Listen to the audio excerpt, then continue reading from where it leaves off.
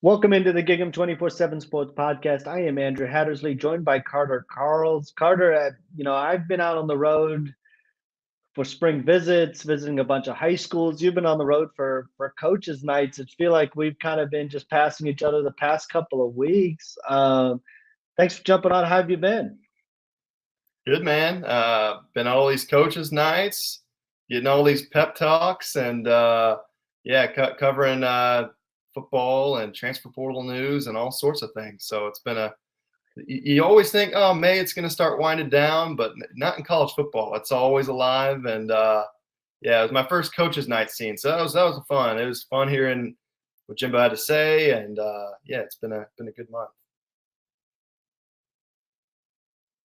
Fun little environment for him, obviously, to be able to get out on the road. Like you said, it feels like kind of this is the post-spring kind of pep rally type of thing where he gets out on the road and kind of talks about the team. It seems like he feels pretty good about where things kind of are, and we'll certainly get into many of the things he's kind of talked about, some recurring themes too that he's said, and yeah, been pretty active in the transfer portal. We'll get into that too. A&M has added a couple guys the past couple of weeks. The latest two were Jade Walker, a wide receiver out of Grand Valley State, and then earlier this week, Boston College offensive lineman Finn Durstein transferred to A&M, adding first scholarship addition there along the offensive line this offseason. But the big news of the week, we got to start on the basketball front actually, was Tyrece Radford.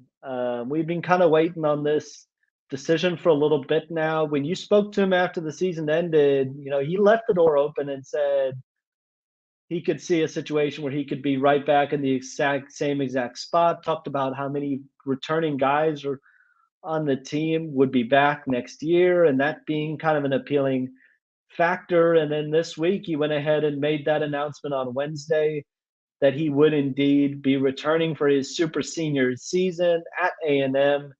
He's third in Aggie land, and just a really, really big deal from a lot of different fronts for A&M to get him back, and the buzz around this team and the expectations are going to be really, really high coming off the NCAA tournament last year. Yeah, and you see what they've added from the portal, and this backcourt, this group of guards they've got, man. I mean, I'm trying to think back to the last time they've had a backcourt this stack. I mean, probably when they had Alex Caruso and Admon Gilder and those guys.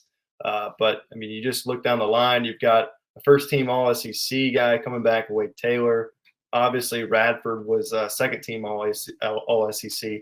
They added two other guys, and Eli Lawrence and Jace Carter. They're both second-team All-Conference guys, smaller level, but still D1. Very impressive players who averaged double digits last season. So if those guys are your backups, you'd like to think that, man, that this group could really take a step forward next season and maybe go a little bit farther into the tournament. Maybe they can make it in the second weekend. Now, Boots, I think I just love the nickname Boots. I mean, every time I hear it, I'm just like, man, that's so cool. But he's a guy that what I really liked about his game is, Wade Taylor, it felt like a lot last year, at least down the stretch. He was carrying such a big load. His usage rate was really high. He felt like he kind of wore down at the end of the season, and he kind of needed somebody to pick up the slack. I think these transfers will help. I think Radford was in the same kind of area right there. But Radford, at times, if Wade wasn't on his game or if they just needed another bucket, he was that guy. I mean, I think back to that Auburn game last year where he just eviscerated their defense, taking them on the dribble. He loves to go left. It seemed like he was driving left that entire game and taking it to the rack and getting the free throw line.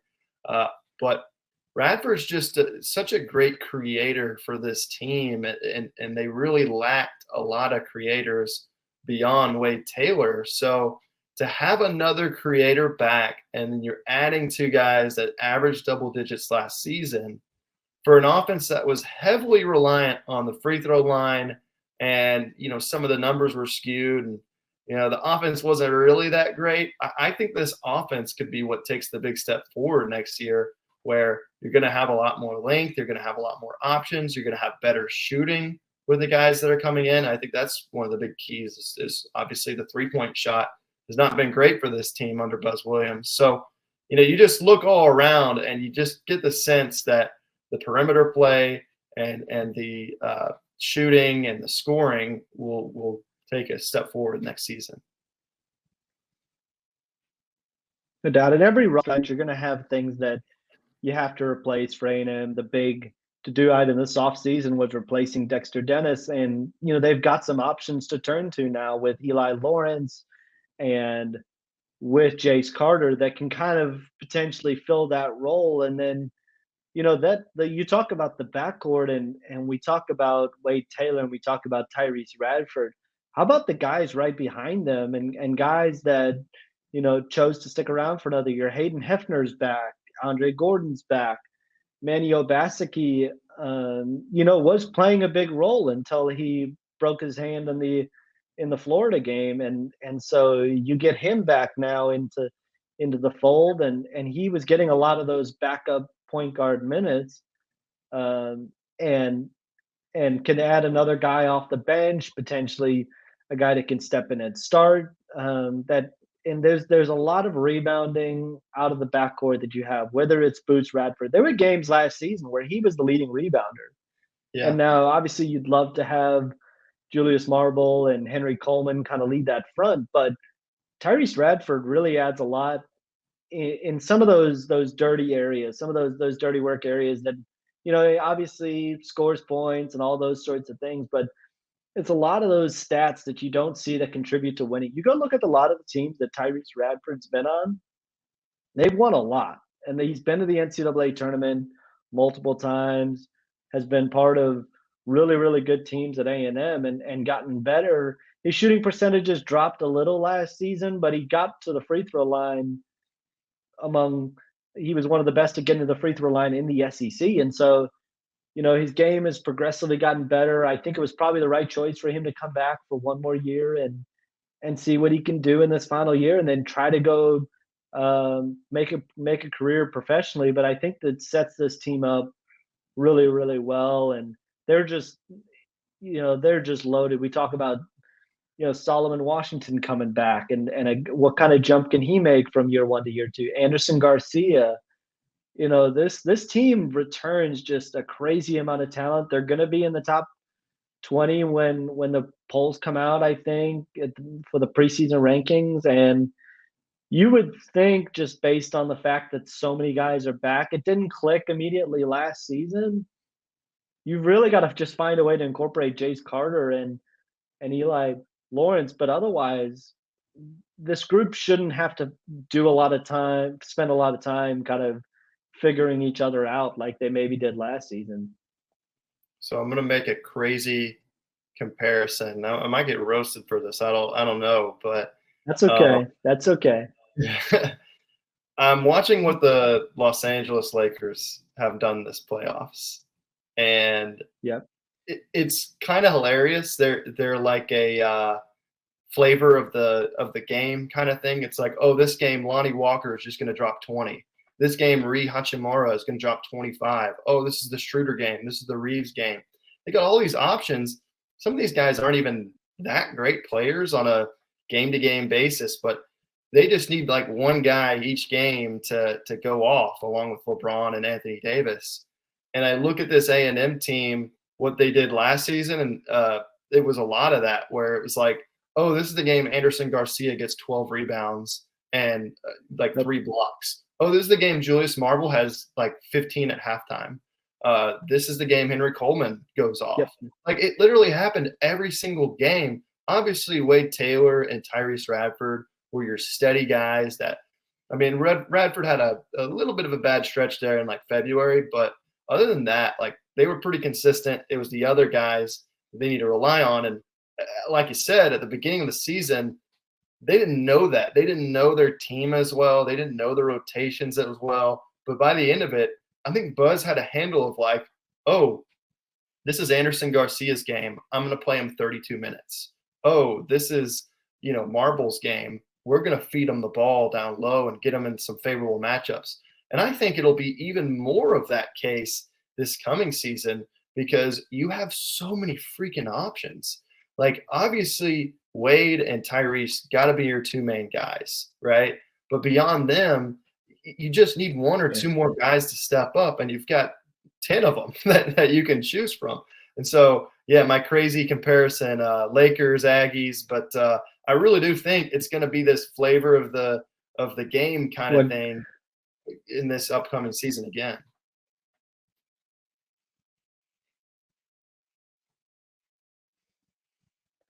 Yeah, so what you're really saying is A&M's about to make like an Elite Eight run. I got you. That's what you're going for. Hey, calling it right now. No, I agree with what you're saying, and it really did kind of feel that way last year. Everybody, would kind of comment like, what's going on with Henry Coleman? Like Henry Coleman seems to not have as big an offensive game as he's had. And then some games he really stepped up, and Julius Marble did the same thing. I think they're much better in the backcourt. They kind of found their rotations, and honestly, like Buzz Williams taught him to do. And once he did that, he could he could really settle in and go. And I think that's what you're going to kind of see with this team. Uh, Now we're going to switch gears a little bit and talk a little football. As you mentioned, Jimbo's been on the road for coaches' nights. A&M's had a busy couple of weeks in the transfer portal, adding some guys after the spring, and so we're going to dive a lot more into that right after a quick break. Stay tuned. We'll be right back.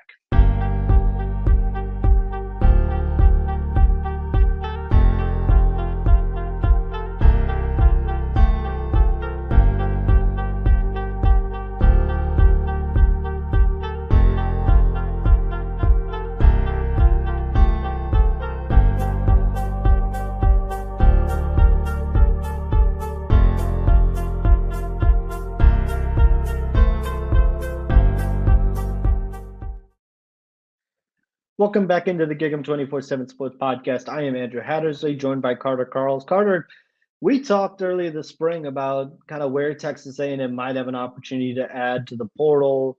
The roster numbers had been talked about a lot this spring, and A&M has kind of started to do, I think, what we talked about, a couple more additions to the depth, to the roster on, maybe targeting some areas, whether it's getting a guy out of the D2 level, a backup at another Power 5 team. Got to start with Jade Walker, a transfer out of Grand Valley State. A&M's kind of been in the mix the past couple of weeks for a lot of receivers, and was kind of figuring out, okay, they're really good. They are going to get a receiver. It really looks like they do want to get one. It was just a matter of where they were going to go. They, were in the Keon Coleman kind of recruitment for a little bit, but that seemed to really come down to Ole Miss and Florida State. Was talking about an A&M visit, didn't end up happening. Shamar Kirk, Gary Bryant, Tyler Harrell, a couple others that they've been rumored about and have taken visits and shown interest. Jaquay Jackson's another one, but they land on Jade Walker, who again was at Grand Valley State, had got 30 passes for 623 yards and 4 touchdowns last season. Comes to A&M with multiple years of eligibility remaining. For me, I think this is a nice pairing to go with Noah Thomas, because that was kind of the spot, right? That they kind of talked about.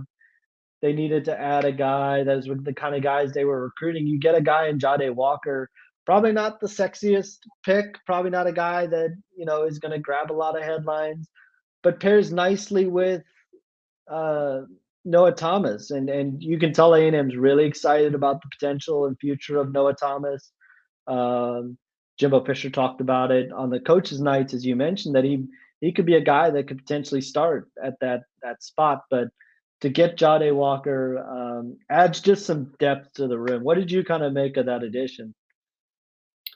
Yeah, I mean, I think you would have rather had Keon Coleman. Yeah, that was probably maybe the Yeah. best option in the transfer portal at that time. But Jade Walker is a nice pickup for this team. I don't think they needed a Keon Coleman. Like they didn't need that. I mean, it would have been great, but Oh, this it would is have been one of awesome. Yeah. yeah, this is one of the most stacked rooms, probably the most stacked room outside of the D line on the team, and I think they just needed that big body guy. This guy's 6'4". I think he's around 200 pounds. He was a first team all conference player. It's D2, so you never know how it'll translate, but you'd figure with the offer list that this guy had and him being a top player at that D2 level, that he should be nice in a backup role. And then obviously you're getting multiple years of eligibility. So maybe he can grow into something. We'll have to see. But I think you feel really good about your slot position with Anaya Smith and Moose Muhammad. It's an outside receiver. Evan Stewart is obviously going to be one of them. Noah Thomas has really grabbed it by the horns and said, yeah, I'm gonna be a starter over the spring. And so really is that backup of like, okay, if he goes down, like we kind of saw it in the spring game, is it going to be Raymond Cottrell? Is it going to be Micah Tease? Are you going to have to get a walk on there? Like they were very thin at that position. Mhm. And so I guess Jalen Preston is another option. Yeah. Yeah, I think this helps kind of fortify that depth. If they want to add another receiver, I wouldn't mind it. I think they're unofficially around 79 scholarships right now, but I could also see them saying, "Hey, we're good now. This is a stacked room. It would have to take a catastrophe for it to be bad." But we saw last year there were some catastrophes, and that Auburn game, we saw what happened when they were without a few of their top options. So having that insurance helps. And I think this is a great depth pickup for sure. No doubt. You add a guy that's been in college, and we'll get to it as well as I kind of made this point on the Finn Durstein thread, but you do feel good about where that room stands. And A&M has still extended some offers there, extended one to Christian Carter, who's another D2 receiver this after adding Jade Walker. My take on Keon Coleman is just that it was never going to be a sure thing, right? Like it was never going to be.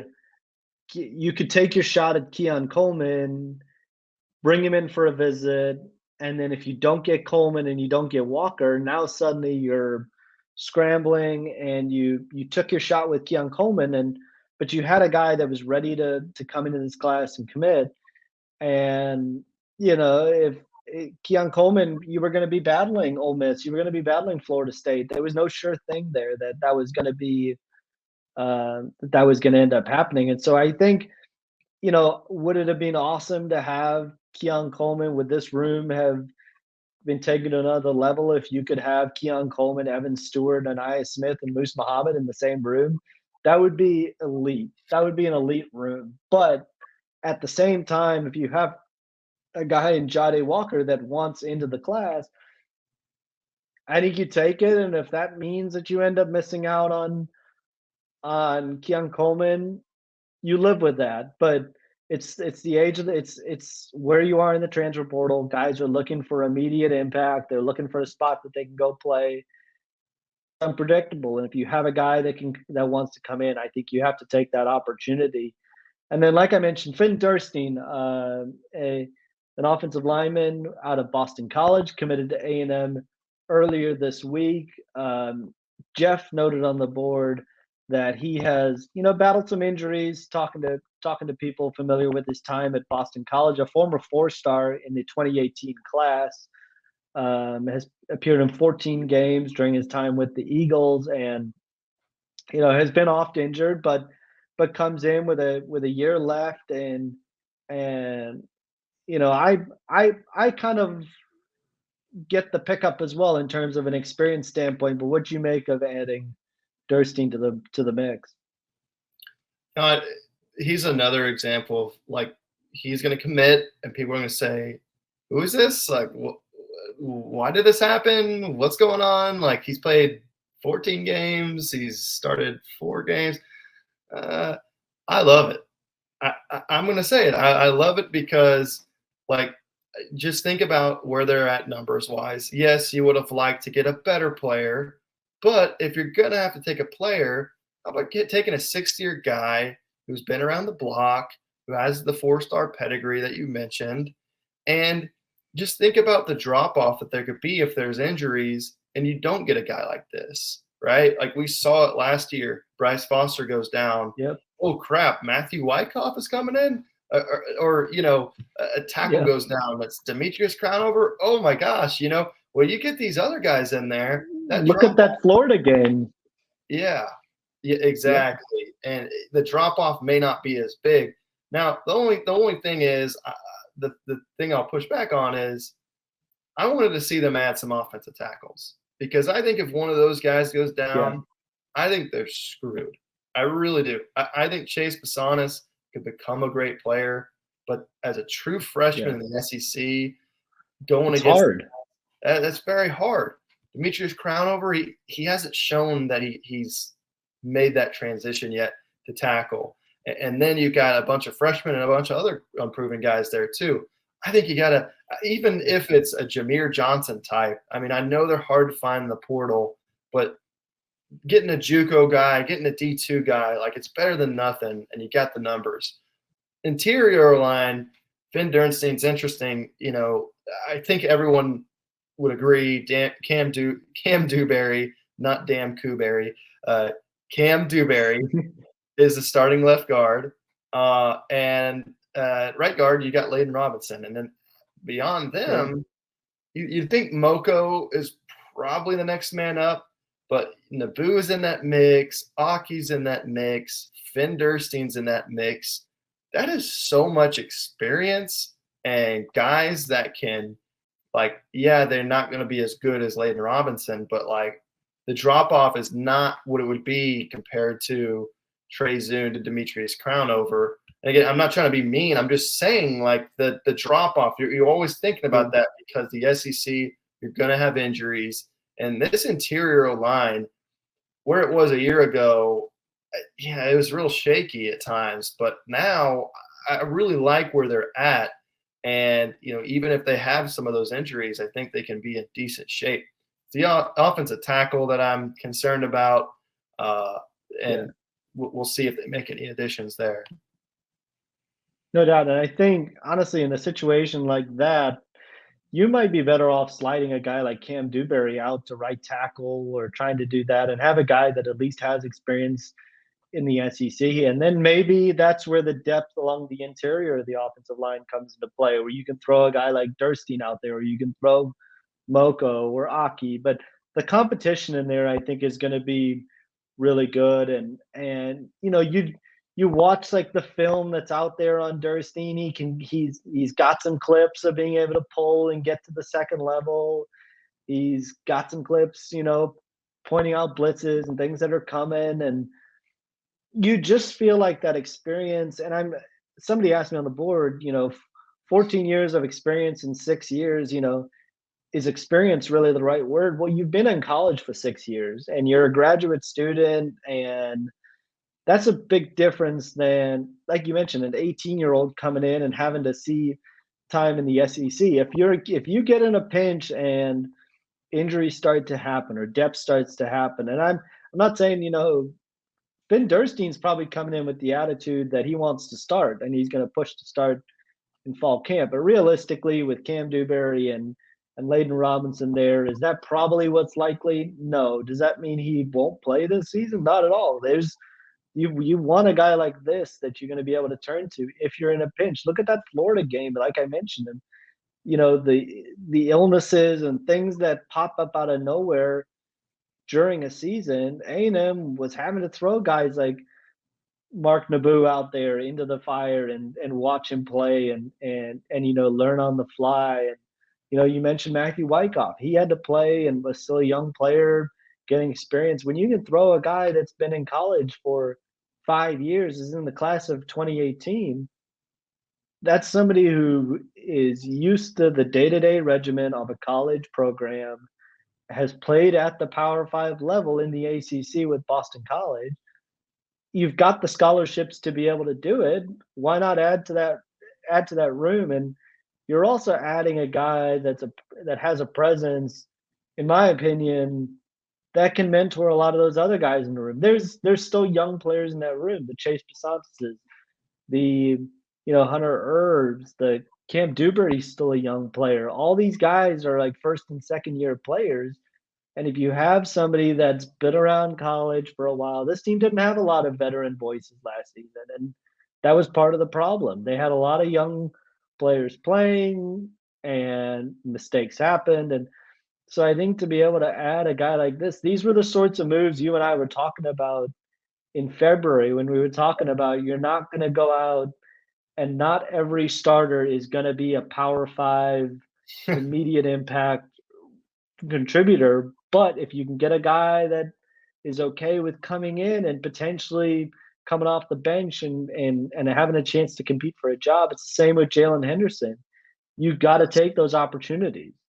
Yeah. So I try to think about if I'm a parent or a player right now. And just I'm going to give you two scenarios here. I am a player who can be a starter for Akron or Western Michigan, right? And I can live a great year there, 2 years there as a starter, as a big shot. And then after that, it's very, very, very likely I will not get drafted. I will never play down the NFL. Maybe I can make it to these other pro leagues, but it'll really just be a waste of time. And I got my degree at a smaller school. Or you can go to A&M. You're going to be a backup. You're probably not going to play, but you get the clout of being a Texas A&M football player. You get the degree at A&M. You get access to the Aggie network. You get access to some of the best facilities in the world. And A&M's not alone that. I mean, you could say the same about LSU, Ohio State, Michigan, these schools that have facilities and like this network and just the clout of like, yeah, I play for the LSU football team. I play for the Ohio State football team. You're not going to play, but you get other benefits. You can get NIL money there that you're not going to get at Akron or, Penn or, whatever. But so I think there are benefits for the player as well. Like we always talk about the school, like the depth, but the player too. I think some of these guys are facing reality saying, yeah, probably not. I mean, they're going to want to compete. They're going to tell themselves, yes, I have a chance. But they also are telling themselves, if I don't do it, I'm still going to get all these other great things that I wouldn't have gotten at this small school, that small school, or that small school. So I think it's a smart move that a lot of kids in that situation should consider. And I think you're seeing it play out, not just at A&M, but at other schools as well. No doubt. And you look at it, I think that scenario fits pretty well for a guy like Finn Durstein, who had opportunities at Appalachian State and UAB and UMass that he could walk right in and start, or you can come to A&M and potentially not be a starter, but you can have a chance to, play in the SEC West for a year and go through that experience. He's going to get to play. He's going to get to be in this stadium and be on the field for the game against Alabama. Could play a role in that game. They've got trips to Knoxville. He's going to get a chance to go to some of these stadiums that he's probably grown up watching.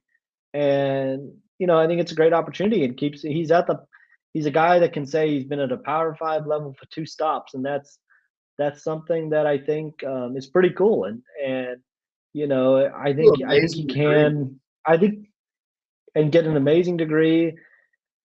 And you know what? I think he can come in and compete at A&M, and he's going to come in and compete and go from there. And we'll see how this fall. You never know how fall is going to play out. If last season taught you anything, you never know how fall is going to play out. Jimbo Fisher talked about it with Jalen Henderson, I think, and we'll get to that now with the coaches' nights about he said, I've never had so many injuries in the quarterback room in a single year. Adding a you know another quarterback to the room, and to basically have a four-person quarterback room like you'll have this fall of Wigman and Max Johnson and Marcel Reed to come in the summer and Jalen Henderson now. You never know what's going to happen, and so I think he's really learned that lesson from last year. But what were some of your other takeaways? You've been out at a couple of these coaches nights now. What were some of the other big takeaways just from hearing Jimbo Fisher talk at all of them? Yeah, so Jimbo's main message has been that they what the 2020 team had, the 2022 didn't have. He's said that multiple times at these talks, talking about the 2020 team had the leadership, they had the focus, they had all that those extra like habits that you have to win close games, to be tough, win on the road, overcome injuries. And he feels like 2022, while they had similar talent maybe than the 2020 team, didn't have any of those things. He calls it the inches. I don't know if it's inches. You lose to Florida by 17, you lose to Mississippi State by 18. But the other games, you can kind of argue it, right? Like Auburn, really close game. Alabama, really close game. South Carolina, they had 5 losses that were decided by one score by one score that they lost. So he sees it as like not needing to change scheme, or like I think he's kind of doing that, but I think to me it's more of he thinks it's an attitude change. He thinks it's hey, we need to change the culture of the program. And I think that's fascinating because, there are reasons to believe that with all the suspensions, all the distractions last year. And he said time and again that with NIL and transfer portal, he hadn't had enough time to focus on roster management and relationships and all these like little factors that it takes to manage your roster, make sure everything's okay. And he thinks that giving the play calling duties to Bob Petrino will allow him to maybe babysit a little bit better. And, I think this spring, there were some really good, really encouraging signs to me. Number one, everyone stayed out of trouble for the most part. You had the whole Jacoby Matthews incident, pretty minor incident. Might be something in 20 years that is not an incident, depending on if the law changes regarding marijuana. True. But not just that, like they didn't have anybody leave other than Matthew Wyckoff in the spring portal period. It was just one exit. Bobby Taylor thought about doing it, came back. And like, obviously I'm not trying to minimize what happened in the winter. I'm just saying that like where this program was at like January 15th compared to May 15th, you feel better about the steps that have been made. They've added the depth. They've added a couple players that could fill some starting spots. They changed play calling duties. And they feel like they've got a quarterback now in Connor Wigman. They're calling it a competition. I'm not really calling it a competition. I'd be shocked if it was Max Johnson. I'd be surprised too. Yeah, but again, you can point to these things of optimism. At the same time, some of the things that Jimbo's saying, I'm kind of like he's saying, oh, the offensive line is the most, like the deepest position group on the team. And I'm like, are we sure about that? Maybe the interior is pretty full of depth, but the tackle position, I don't know. And, he's still not fully told us everything about Petrino just yet. I think we still got a lot to figure out from that standpoint. He's been raving about, a few different players. It seems like every time he's always talking about Noah Thomas. He's very high on the running backs, right? He's very high on the D line with Turner and Jackson and Nolan in particular. So, there's some recurring themes there, but overall, his message has been, hey, 5-7, it really could have been 10-2 last year. They just need to change their attitude, and he feels like he's doing that, but remains to be seen whether that's really all that needed to be fixed. No doubt. I think we're going to find out. This is a fascinating team in the fall, and we're kind of into talking season now, where you're seeing a lot of pundits kind of start to look ahead to the fall. A lot of the moves and big moves have been made. The transfer portals are both closed for the year, so the next time it'll open will be in November, I believe, and that window will open again. And so you're starting to get a better picture of what rosters are looking like. And I think the biggest thing people say with A&M is nobody knows. Like nobody kind of knows. This team could struggle through that middle portion of the schedule again. They got a really tough stretch to begin SEC play. Every game in the SEC is tough, but they've got a pretty tough stretch there with Auburn earlier, Alabama, Tennessee are kind of all in that same sort of range. And so it's going to be kind of fascinating to see how this team kind of shapes out. But we'll certainly be back to cover. We're going to be back next week to look a little more at the offense. We took a little deep dive into the defense earlier this spring, and we're going to be back to kind of talk more about the offense. The transfer portal will continue to roll on, and we're right around the corner from June official visits. So a lot to discuss. And thanks again for joining us. Be sure to hit the like and share button on YouTube. If you like these videos and podcasts, be sure to subscribe to us on Spotify and iTunes to get a notification every time a new video drops. And otherwise, have a great weekend, and we'll see you guys soon.